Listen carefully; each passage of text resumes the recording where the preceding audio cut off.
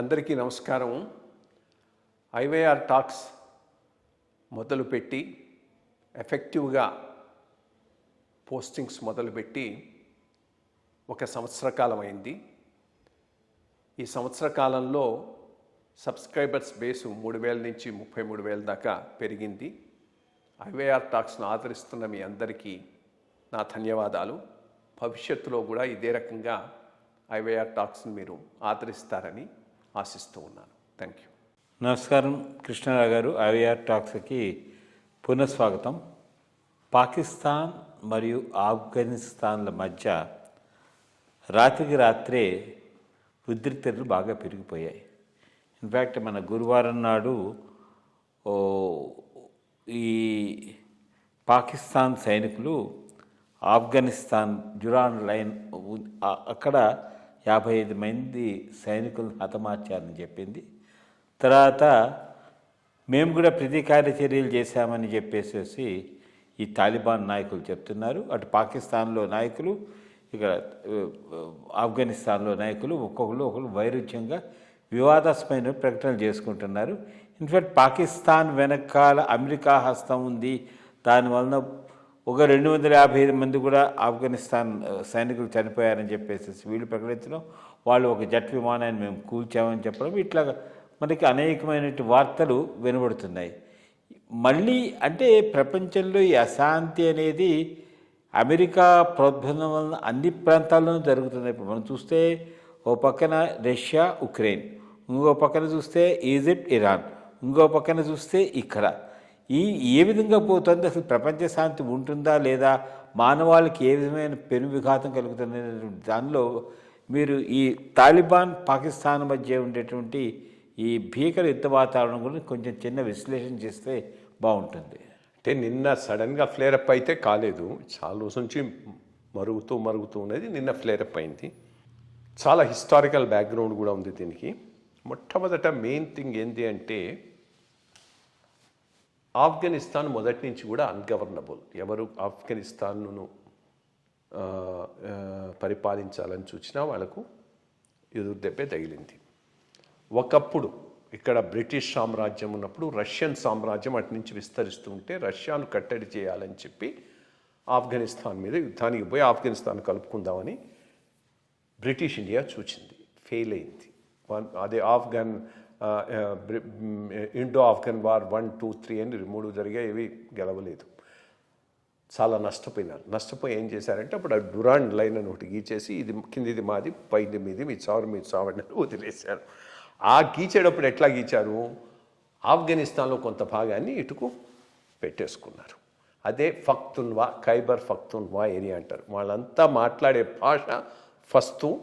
వాళ్ళందరూ కూడా పఠాన్లు, బట్ పాకిస్తాన్లో ఉన్నారు. పాకిస్తాన్లో అంటే ఇప్పుడు బ్రిటిష్ ఇండియాలో ఉండేవాళ్ళు ఎప్పుడైతే పాకిస్తాన్ సపరేట్ కంట్రీ అయిందో దాంట్లో పోయినారు. అక్కడి నుంచే టాల్ లీడర్ ఖాన్ అబ్దుల్ గఫర్ ఖాన్ కూడా అక్కడి నుంచి వచ్చిన వాడే. అతనికి పాకిస్తాన్ ఇష్టం లేదు, ఇండియాతోనే ఉండాలని గట్టిగా పోరాటం చేసినటువంటి వ్యక్తి ఖాన్ అబ్దుల్ గఫర్ ఖాన్. కానీ లోకల్ పాపులేషన్ అంతా కూడా అప్పుడంతా ఇస్లామిక్ సెంటిమెంట్తో ఓటేశారు. జిన్నా దెబ్బకు అది కూడా దాంట్లో భాగమైపోయింది. కానీ అది పాకిస్తాన్ ఏర్పడిన మొదటి రోజు నుంచి కూడా పఖ్తూన్ఖ్వా మాది అని ఆఫ్ఘనిస్తాన్ కోరుతూనే ఉన్నది, దాన్ని తీసుకోవడానికి ట్రై చేస్తూ ఉన్నది. ఈ దీంట్లో ఏమైపోయింది, అప్పటి నుంచి కూడా ఇండియాకు ఆఫ్ఘనిస్తాన్కు మంచి రిలేషన్షిప్ ఉండేది, పాకిస్తాన్కు ఆఫ్ఘనిస్తాన్కు సరైనటువంటి రిలేషన్షిప్ ఉండేది కాదు. ఇది చాలా రోజులు అట్లాగే కొనసాగటం ఎందుకనంటే అక్కడ ఉన్న రిజిమ్ ఎప్పుడు కూడా రష్యాకు అనుకూలంగా ఉండేది. రష్యా ఇండియా ఒక కూటమిగా ఉంది కాబట్టి ఆఫ్ఘనిస్తాన్ కూడా మనతో పోతూ ఉండేది. సడన్గా ఏమైంది, ఎప్పుడైతే ఈ రష్యా ఆక్యుపై చేయటానికి ఆఫ్ఘనిస్తాన్లో వాళ్ళకు సంబంధించిన వాడిని నిలబెట్టడానికి వచ్చిందో దానిని ఎదుర్కోవటం కోసంగా అమెరికా ఒక స్ట్రాటజీ తయారు చేసింది. లోకల్ ఆఫ్ఘన్స్ని ఒక గ్రూప్గా చేసి రష్యా మీద యుద్ధానికి పంపించింది. దాంట్లో పాకిస్తాన్ బాగా అమెరికాకు సహాయం చేసింది. ఆ రకంగా తాలిబాన్ ఏర్పడటానికి కారణం అమెరికా, పాకిస్తాన్ వీళ్ళిద్దరూ చేసినటువంటి చర్యల వల్లనే అక్కడ తాలిబాన్ ఏర్పడి ఆ తాలిబాను రష్యాను ఎదుర్కొని రష్యాని ఎంత ఎదుర్కొందంటే బయటికి పంపించేశారు, అంత గట్టిగా కొట్టారు. కొట్టి దెన్ దే స్టార్టెడ్ రూలింగ్. సరే ఇంకా ఆ పైన మనకు తెలుసు, ఆ పైన ఆ ట్విన్ టవర్ను కొట్టేయటం, దానికి సంబంధించి కొట్టేసిన వాళ్ళకు ఇక్కడ ఈ తాలిబాన్లకు లింక్ ఉండటంతో మళ్ళా ఇప్పుడు వీళ్ళ మీద యుద్ధం అమెరికా మొదలైంది. అప్పుడు మళ్ళీ అమెరికాను పాకిస్తాన్ సైడ్ చేసి ఈ రకంగా మొత్తం మీద ఆఫ్ఘనిస్తాన్ విషయంలో డబల్ గేమ్ మొదటి నుంచి పాకిస్తాన్ ఆడుతుంది. అప్పుడు మళ్ళీ అమెరికాన్ సైడ్ చేసి పాకిస్తాన్లో తాలిబాన్ మీద యుద్ధానికి పోతూ ఒక సైడ్ అమెరికాన్ సైడ్ చేస్తూ ఇంకో తట్టు తాలిబాన్ను ప్రోత్సహిస్తూ ఇట్లా పెద్ద గేమ్ ప్లాన్ అక్కడ ఆడింది. గేమ్ ప్లాన్ అయ్యి ఐఎస్ఐ తాలిబాను చాలా క్లోజ్గా పనిచేశాయి అమెరికన్ ఇంట్రెస్ట్కి అగెనిస్ట్గా.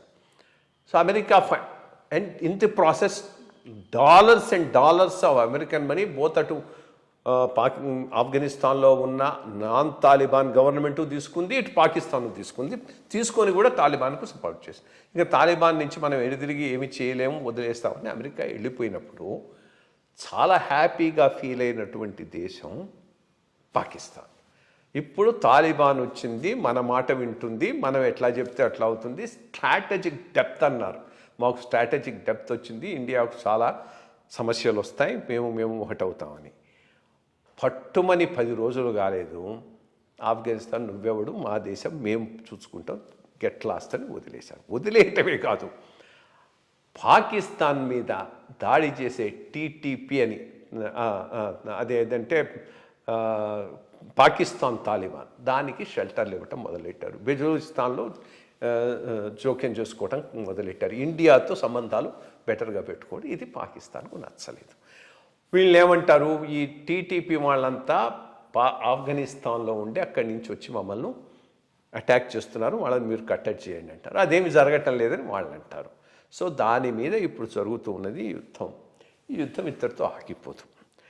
కన్వెన్షనల్ యుద్ధం అయితే తప్పకుండా పాకిస్తాన్కే అడ్వాంటేజ్ ఉంటుంది, ఎందుకంటే Pakistan strong military, air force అవి ఉంది, అంత ఎయిర్ ఫోర్సు ఆఫ్ఘనిస్తాన్కి లేదు. ఇప్పుడే వాళ్ళు డెవలప్ చేసుకుంటూ ఉన్నారు. కానీ ఇది కన్వెన్షనల్గా జరగదు. 2 రకాలుగా ఆఫ్ఘనిస్తాన్ పాకిస్తాన్ మీద దెబ్బ కొట్టచ్చు.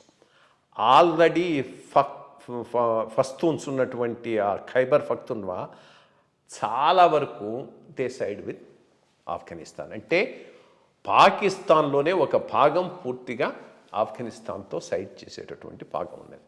అక్కడి నుంచి వీళ్ళు ఈ టెర్రరిస్ట్ యాక్టివిటీస్ మొదలెడతారు. దాంతో దేశం బాగా అల్లకల్లోలం అయ్యేటటువంటి అవకాశం ఉంది.